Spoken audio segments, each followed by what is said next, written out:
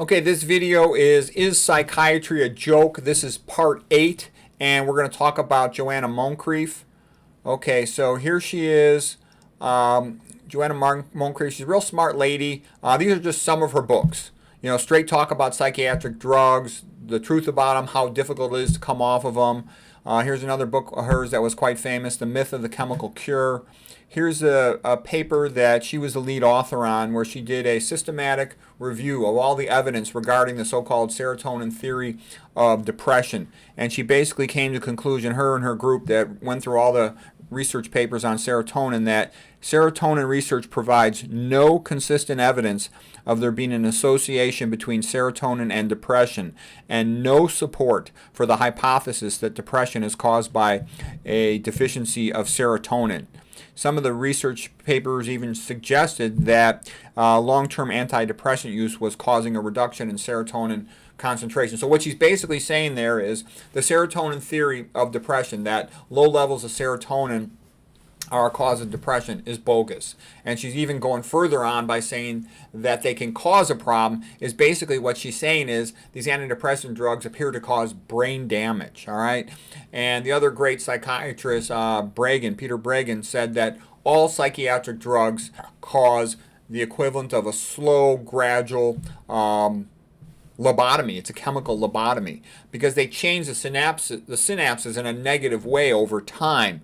And they're very dangerous. And there's another famous psychiatrist, I think his name is David Healy, who's saying that a lot of these papers all written saying how great these antidepressants are, quite often they're written by the drug companies. He calls them ghost-written papers, whereby the drug company will write a paper saying how great a drug is, and they won't even allow others access to the data. But these big name academic centers will be willing to have their names put on these papers because, you know, the more publications they get, the more likely they are to be published, you know, from junior professor to senior professor, and get tenure or get, you know, paid more and all this stuff. So they're bogus, okay?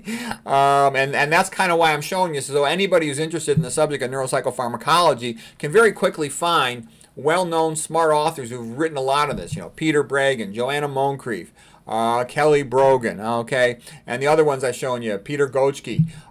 So she's got lots of videos on YouTube. She's a bright lady, and you can learn a lot from her. So it's just one more smart person who's gone through all the literature and shown. And because the reason this thing became so popular was it makes it easy for the drug companies to sell drugs. Like we talked about, DSM of psychiatry, written in 1980, started making up all these new diagnoses to sell more drugs. And then the pharma company started promoting this bogus idea of, well, depression is just because you're a little low in serotonin. So we've got a drug to raise your serotonin.